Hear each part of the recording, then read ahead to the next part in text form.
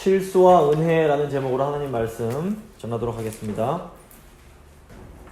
오늘 본문은 아브라함이 기근을 피해서 남쪽에 있는 애굽으로 내려가는 내용입니다. 믿음의 사람 아브라함이 이번에는 아주 큰 실수를 저지르게 됩니다. 하지만 도리어 하나님은 이 아브라함에게 큰 은혜를 베풀어 주십니다.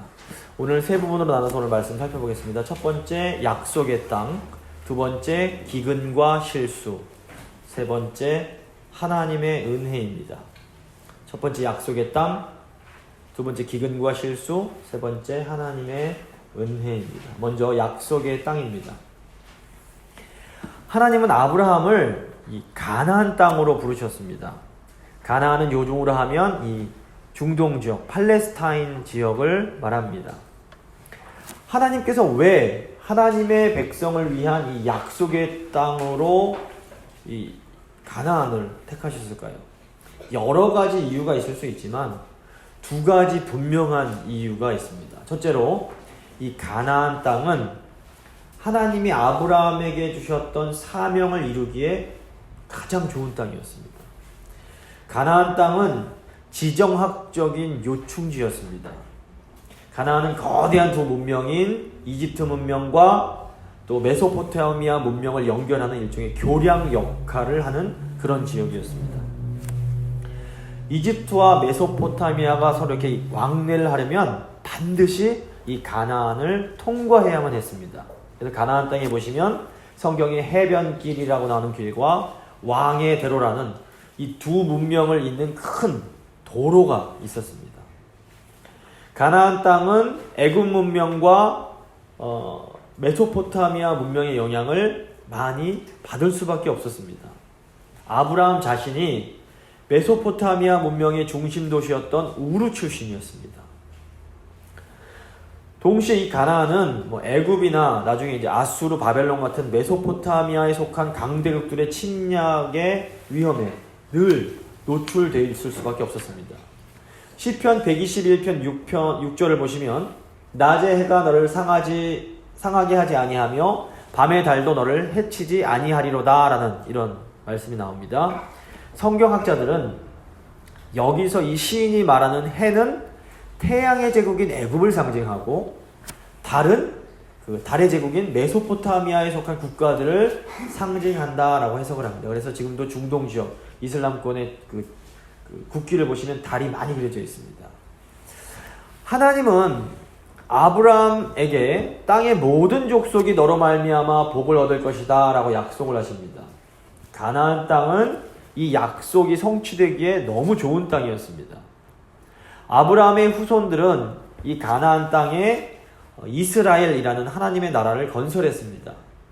하나님의 나라 이스라엘은 하나님 말씀에 순종하는 거룩한 백성들로서 모든 민족에게 여호와 하나님을 전하는 이 제사장 나라의 사명을 감당해야 됐습니다. 하나님은 이스라엘 백성들이 말씀에 순종하기만 하면 이 이스라엘을 크고 강한 나라가 되게 해주시겠다라고 약속하십니다. 그러니까 이스라엘이 말씀에 순종하기만 하면 이 가나안 땅은 애굽 땅과 메소포타미아 땅에 살고 있는 모든 족속들에게 이 하늘의 복을 전해줄 수 있는 그런 위치에 있었습니다. 하지만 아시다시피 구약의 하나님 백성들인 이스라엘이 하나님 말씀에 불순종했기 때문에 도리어 이 가나안 땅은 주변 나라들의 침략을 받게 됩니다. 둘째로, 가나안 땅은 생존을 위해서도 오직 하나님만 의지해야 하는 땅이었습니다. 가나안 지역은 이 캘리포니아처럼 겨울과 봄철이 우기로 몇 달 동안만 비가 내립니다. 하지만 이 가나안 지역은 이 메소포타미아의 비옥한 초생달 지역에 속한 곳으로 이 우기 동안에 비가 제대로 내리기만 하면 세계에서 또 가장 생산성이 높은 그런 비옥한 땅이기도 했습니다. 하지만 비가 오지 않으면, 우기 때 비가 와주지 않으면 이 가나안 땅은 순식간에 또 사막 같은 땅으로 변했습니다. 가나안 땅은 제때 비만 오면 살기가 좋은 땅이었지만 비가 오지 않으면 큰 위기가 닥치는 그런 땅이었던 것입니다. 이게 무슨 의미일까요? 가나안 땅은 하나님이 비를 내려주셔야만 살 수 있는 땅이었습니다. 가나안 땅은 하나님의 백성들이 하나님을 의지하며 살아가는 훈련을 하기에 너무도 좋은 땅이었습니다. 가나안 땅에 살던 이 가나안 사람들은 풍요의 신, 농경의 신인 바알을 섬겼습니다. 하지만 이스라엘 백성들은 하나님께서 비를 내려주시기를 기도하며 농사를 지어야 했습니다. 그래서 성경에 나오는 기근은 굉장히 중요한 영적인 의미가 있습니다. 기근은 하나님의 백성들의 믿음이 성장하는 좋은 기회가 될 때가 많습니다. 오늘 10절 말씀 보시면 아브라함이 가나안 땅에 들어간 지 얼마 지난 후에 그곳에 심한 기근이 들게 됩니다. 과학자들이 연구해 본 결과 실제로 아브라함이 살던 그 시기에 약 300년을 주기로 그 지역에 심한 기근이 들곤 했다고 합니다. 근데 중요한 것은 아브라함이 당한 이 기근이 아브라함의 믿음을 훈련하는 아주 중요한 기회가 되었다는 것입니다. 믿음의 길을 가는 우리에게도 이런 기근이 올 수 있습니다. 갑자기 국제정세가 변하면서 우리에게도 경제적인 기근이 찾아올 수 있습니다. 또 예상치도 못하게 몸이 아프면서 육체적 기근이 다가오기도 합니다. 또 잘 지내던 사람들과의 관계가 틀어지면서 관계적인 기근이 찾아오기도 합니다. 근데 어떤 기근이든지 간에 기근은 고통스러울 수밖에 없습니다. 그런데 이 고통 때문에 우리의 믿음이 성장하는 경우가 또 많습니다. 사사기 보시면 삼손이 사사로 부름을 받았음에도 믿음과는 전혀 상관없는 그런 삶을 살아갑니다. 그런데 사사기 15장 보시면 전혀 기도하지 않던 이 삼손이 너무 목이 마르니까 결국에는 하나님께 부르짖게 됩니다. 근데 기근이 우리에게 이런 역할을 해줄 때가 많습니다. 정말로 하나님 자녀라면 기근이 올 때 하나님 아버지께 부르짖게 됩니다. 사실 제일 좋은 건 기근이 오기 전에 하나님께 나아가서 기도하고 하나님 말씀에 순종하는 것입니다.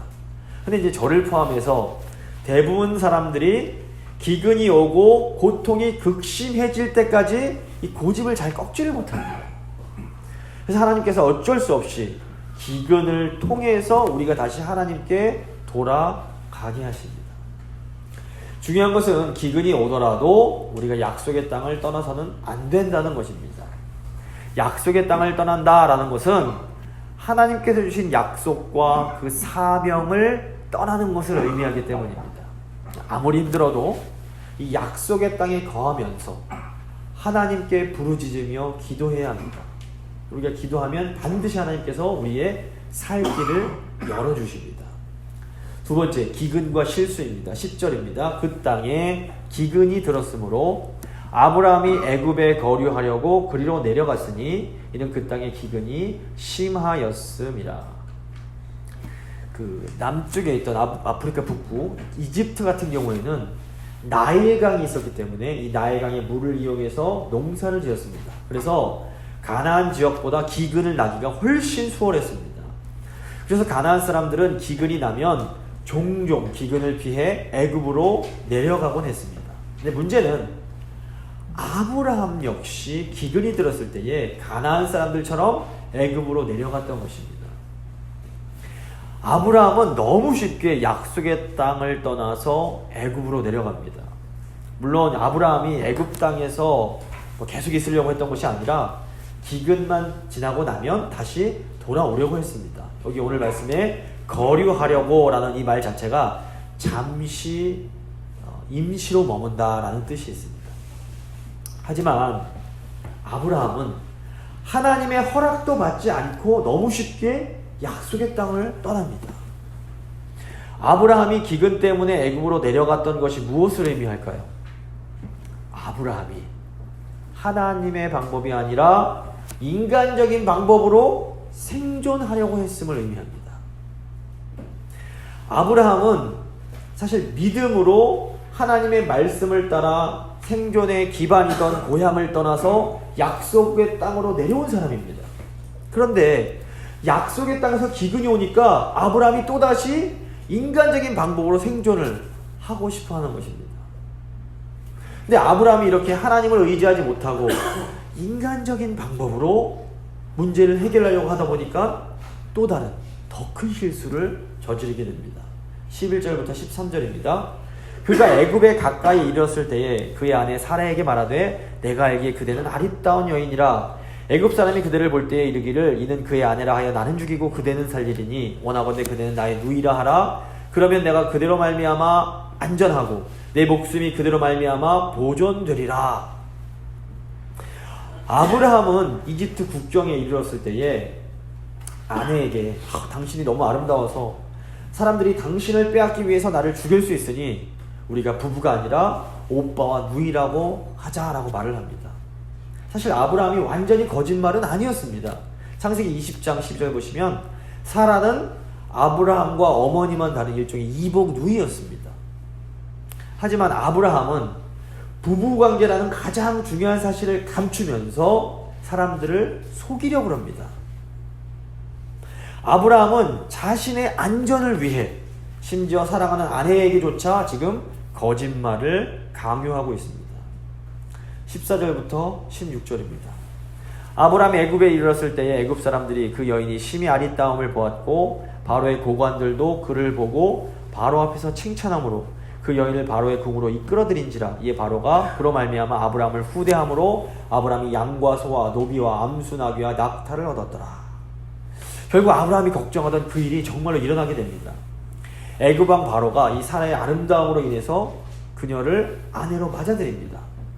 근데 당시 사라의 나이가 최소한 따져봤을 때 65세 이상이 됩니다. 요즘으로 하면 거의 할머니에 해당하는 여인이 어떻게 아름다울 수 있을지 언뜻 이해가 잘 되지 않습니다. 근데 이것은 현대인들이 여성의 아름다움을 오직 외적인 매력과 연결시켜서 생각하기 때문에 그렇습니다. 이 고대인들의 경우에는 이 아름다움의 기준 자체가 오늘날 현대인들의 기준과 매우 달랐을 가능성이 높습니다. 이제 말로의 비너스 같은 걸 보시면 아름다운 미인인데 굉장히 뚱뚱하고 막 이상하게 생겼습니다. 근데 그때 당시에는 그 여인이 아름다워 보였던 겁니다. 그러니까 지금 우리가 보기에 미인은 당시 사람들에겐 전혀 미인이 아니었을 수 있습니다. 오히려 지금 미인은 당시에 보면 어떻게 저렇게 삐짝마르고 못생겼지? 이렇게 어른들이 생각할 수 있었던 겁니다. 아마도 아브라함의 아내 사례는 지금 우리는 모르지만 당시 사람들이 보기에는 굉장히 어떤 매력적인 특성을 소유하고 있었던 것 같습니다. 어쨌거나 바로는 이 아름다운 아내를 얻은 대가로 아브라함에게 많은 재물을 줍니다. 사실 이 바로는 도덕적으로 전혀 잘못한 게 없습니다. 결국 아브라함의 잘못된 판단으로 인해서 아무것도 모르던 바로와 그 집안까지도 큰 피해를 주게 된 것입니다. 이 아브라함의 행동에 있어서 가장 큰 문제가 뭐냐면 아브라함의 행동이 하나님이 주신 약속까지도 위험하게 만들었기 때문입니다. 하나님은 이 아브라함의 아내인 사라를 통해서 아브라함에게 자식을 주실 것을 계획하고 있었습니다. 그런데 아브라함은 자기의 아들을 낳아야 할 자기의 아내를 위기에 처하게 함으로써 하나님의 약속을 위협하고 있는 것입니다. 모든 것을 버리고 약속의 땅에 들어와서 여호와의 이름을 부르며 제단을 쌓았던 위대한 아브라함의 믿음은 지금 어디로 간 것일까요? 안타깝지만 이 아브라함의 모습 속에서 우리는 우리 자신의 모습을 발견하게 됩니다. 우리도 하나님의 부르심에 순종해서 믿음으로 약속의 땅이신 예수 그리스도 안으로 들어온 사람들입니다. 우리도 아브라함처럼 하나님 말씀에 따라서 믿음의 삶을 살아가고 있는 사람들입니다. 하지만 우리 삶에 기근이 찾아올 때에 우리도 아브라함처럼 행동할 수 있습니다. 우리도 어떤 경제적인 어려움 앞에서 아브라함처럼 인간적인 방법으로 문제를 해결하려고 할 수 있습니다. 그러다 보면 생존이라는 이 명분 하에 거짓말이 아닌 또 거짓말까지 하게 되는 경우도 생겨나게 됩니다. 문제는 이런 인간적인 방법이 하나님께서 우리에게 주신 약속을 위험에 처하게 할 수 있다는 것입니다. 믿음의 사람 아브라함이 이토록 불신앙적인 모습을 보였던 그 이유가 무엇일까요? 어쩌면 아브라함의 마음 깊은 그 속에 하나님이시라도 이런 기근이나 이런 애굽 사람들의 위험으로부터는 우리를 지켜주실 수 없다라는 생각이 들었을지 모르겠습니다. 그렇다면 아브라함이 이전까지 보여주던 그 아브라함의 아름다운 믿음은 다 거짓이며 위선이었을까요? 결론부터 말씀드리면 결코 그렇지 않습니다. 진정한 신앙인의 모습도 아브라함의 모습이고 지금 이 비겁하고 거짓된 모습도 아브라함의 모습입니다. 이런 아브라함의 이중성에 너무 놀라시면 안 됩니다.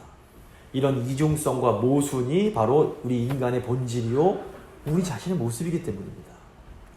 인간의 마음은 마치 날씨와 비슷합니다. 어떤 때는 봄날의 햇빛처럼 친절하고 부드럽지만 어떤 때는 여름날의 폭풍처럼 사납고 잔인하게 변할 수도 있습니다. 또 우리 마음은 긴 여름의 장마처럼 우울에 빠지기도 하고 또 때로는 차가운 겨울처럼 냉랭해져 버릴 때도 있습니다. 정확하게 우리 모습을 들여다보면 우리 마음도 사실 아브라함의 마음과 별로 다르지 않음을 인정할 수밖에 없습니다. 우리도 정말로 하나님을 사랑하고 의지합니다. 하지만 어떤 일이 있으면 그 일은 그래도 이건 인간적인 방법을 사용할 수밖에 없다라고 생각을 합니다.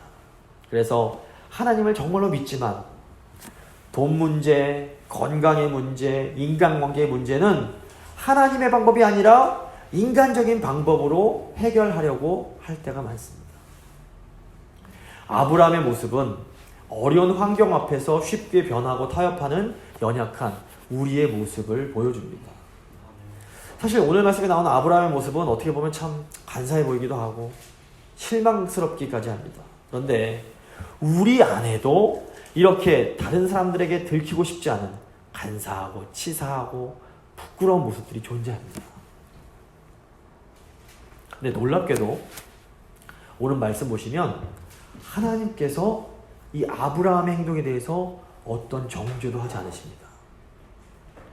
오늘 말씀이 강조하는 것은 아브라함이 가뭄이라는 어려움 속에서도 믿음으로 머물러야 했다. 그 약속의 땅에 머물러야 했다라는 어떤 교훈을 주는 것이 아닙니다. 오늘 말씀이 이 아브라함을 통해서 우리에게 보여주고 싶어 하는 것은 생존이라는 그 어려움 앞에서는 기꺼이 사랑하는 아내까지라도 누이라고 속일 수 있는 인간의 연약한 모습입니다. 인간이 생존 앞에서 이렇게 나약해질 수밖에 없는 존재라는 것을 인정할 때에 우리가 깨닫는 것이 무엇입니까? 인간은 절대로 신뢰할 수 있는 존재가 아니라는 것입니다. 이스라엘의 성군이라고 불리던 다윗도 또 450명의 그 바알 선지자들과 대결했던 믿음의 선지자 엘리야도 또 우리가 성경에 나오는 또 우리가 바라봤던 수없이 많은 우리가 신뢰했던 믿음의 선배들도 때로 다 연약함으로 실패하고 넘어졌습니다. 그러므로 우리는 인간을 신뢰할 수도 없고 또 절대로 신뢰해서도 안 됩니다. 우리는 심지어 나 자신도 신뢰할 수 없습니다. 나는 절대로 믿음이 변하지 않을 거야. 나는 절대로 인간적인 방법은 사용하지 않아 라고 과신하는 것은 굉장히 어리석은 일입니다. 결국 우리가 구원받을 수 있는 유일한 길이 무엇입니까?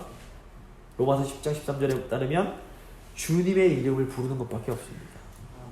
주님의 이름을 부른다라는 것은 예수님만 의지하고 예수님만 신뢰하는 것입니다. 우리가 바라보고 신뢰할 수 있는 대상은 오직 한 분, 예수 그리스도밖에 없습니다. 아멘. 세 번째 하나님의 은혜입니다. 아브라함의 인간적인 방법은 아브라함의 삶에 있어서 가장 중요한 하나님의 약속을 위기에 처하게 만듭니다. 이게 바로 인간의 한계입니다. 위기의 순간 인간은 하나님을 위해서 포기했던 것을 다시 붙잡으면서 가장 중요한 하나님의 약속을 망각합니다. 오늘 말씀은 아무리 믿음이 좋아 보이는 사람도 환경과 상황 앞에서 쉽게 하나님의 말씀을 망각할 수 있는 연약하고 어리석은 존재라는 것을 일깨워줍니다. 하지만 오늘 말씀이 이 아브라함의 연약한 모습을 통해서 결국 우리에게 주려고 하는 메시지는 그러니까 너희는 아브라함처럼 살지 말아라가 아닙니다. 어떤 의미에서 우리 모두는 다 아브라함처럼 살아갈 수밖에 없는 그런 존재들이기 때문입니다. 오늘 말씀은 우리는 연약해서 아브라함처럼 계속 실수하고 범죄하지만 그럼에도 하나님은 우리와 맺으신 언약을 끝까지 지키시는 신실하신 분임을 보여줍니다. 우리의 연약함이 하나님의 약속이 성취되는 것을 방해하지 못합니다. 우리가 연약하여 할 수 없는 그것을 전능하신 하나님은 결국에는 이루어내십니다. 17절 19절입니다. 여호와께서 아브라함의 아내 사레의 일로 바로와 그 집에 큰 재앙을 내리신지라. 바로가 아브라함을 불러서 이르되 내가 어찌하여 나에게 이렇게 행하였느냐? 내가 어찌하여 그를 내 아내라고 내게 말하지 아니하였느냐? 내가 어찌 그를 누이라 하여 내가 그를 데려다가 아내를 삼게 하였느냐? 내 아내가 여기 있으니 이제 데려가라 하고, 하나님은 이 강력한 애굽 왕으로부터 아브라함의 아내를 직접 구해 주십니다. 그뿐 아니라 아브라함의 생존에 필요한, 아브라함이 그토록 걱정했던 풍성한 재물도 얻게 해 주십니다. 20절입니다. 바로가 사람들에게 그의 일을 명하매 그들이 그와 함께 그의 아내와 그의 모든 소유를 보내었더라. 아브라함이 애굽에서 그와 그의 아내와 모든 소유와 롯과 함께 내굽으로 올라가니 아브라함에게 가축과 은과 금이 풍부하였더라. 아브라함은 분명히 하나님 보시기에 잘못된 행동을 했습니다. 하지만 하나님은 아브라함이 연약해서 저지른 실수까지도 사용하셔서 아브라함이 큰 부자가 되게 하십니다. 하나님의 이런 무조건적인 은혜를 우리가 어떻게 이해해야 될까요? 우리도 종종 연약함 때문에 실수를 하고 또 많은 잘못들을 저지릅니다. 그런데 하나님은 우리가 저지른 그 실수와 잘못들을 통해서 선을 이루어내십니다. 사도 바울은 로마서에서 모든 것을 통해 선을 이루어 가시는 하나님을 고백합니다. 로마서 8장 28절입니다. 우리가 알거니와 하나님을 사랑하는 자 곧 그 뜻대로 부르심을 입은 자들에게는 모든 것이 합력하여 선을 이루느니라. 이것이 바로 연약한 죄인인 우리를 향한 하나님의 놀라운 은혜입니다. 하나님은 우리의 죄와 실수까지도 다 합력해서 결국에는 선을 이루게 하십니다. 모든 인간은 이 죄성이라는 태생적인 한계를 가지고 있습니다. 그러니까 우리는 진심으로 하나님 뜻대로 살고 싶어 하면서도 때로 어려운 상황 앞에서는 실수를 하게 됩니다. 이때 하나님은 우리의 연약함을 불쌍히 여기시며 우리의 실수까지도 합력해서 결국에는 선을 이루어 가게 하십니다. 하지만 우리가 하나님의 은혜를 핑계 삼아서 고의로 다 알면서도 죄를 지으려고 할 때 하나님은 반드시 또한 우리를 징계하십니다. 인간은 참으로 복잡한 존재이며 자기 기만의 천재입니다. 때로 우리 자신도 내가 죄를 짓는 게 정말 내 연약함 때문인지 아니면 알면서도 의도적으로 죄와 타협하시는 것인지 잘 분별이 안 될 때가 있습니다. 하지만 하나님의 자녀들은 이에 대해서 별로 걱정할 필요가 없습니다. 하나님 아버지께서 우리가 모르는 숨은 동기까지도 정확하게 아시고 판단해 주시기 때문입니다. 하나님 아버지는 한편으로 자녀인 우리들을 끊임없이 용서해 주십니다. 용서하시고 또 용서하시고 계속해서 용서해 주십니다. 하지만 동시에 하나님 아버지는 자녀인 우리들의 악하고 못된 습관들을 끊어버리기 위해서 성실하게 우리를 징계해 주십니다. 그러므로 하나님이 혹시 우리 삶 속에서 우리를 계속해서 힘들게 징계하시는 것처럼 느껴지더라도 우리는 절대로 그것에 대해서 하나님이 나에게 왜 이러시지? 하면서 서운해할 필요가 없습니다. 잠언 3장 11절 12절입니다. 내 아들아 여호와의 징계를 경히 여기지 말라. 그 꾸지람을 싫어하지 말라. 대저 여호와께서 그 사랑하시는 자를 징계하시기를 마치 그 아비가 그 기뻐하는 아들을 징계함 같이 하시느니라. 그러니까 오늘 말씀 보시면 아브라함은 하나님으로부터 무조건적인 용서의 그 은혜를 경험합니다. 그런데 이제 좀 지나고 나면 아브라함이 하갈과 동침해서 이스마엘을 낳았을 때에는 아브라함은 아주 오랜 기간 동안 하나님의 말씀을 듣지 못하는 또 무서운 징계를 받기도 합니다. 다윗의 경우에도 밧세바를 범한 죄에 대해서 하나님으로부터 용서를 받았지만 동시에 또 아주 무서운 징계를 받게 됩니다. 그러니까 우리는 하나님의 그 용서하심과 징계하심이 동시에 있을 수 있다는 것을 기억해야 됩니다. 우리 삶 가운데 징계가 있다고 용서가 없는 것이 아니고 반대로 용서받았다고 징계가 없는 것도 아닙니다. 분명히 큰 잘못을 저질렀음에도 불구하고 하나님으로부터 아무런 징계가 없다면 그 사람이야말로 하나님의 용서를 받지 못한 사람일 가능성이 매우 높습니다.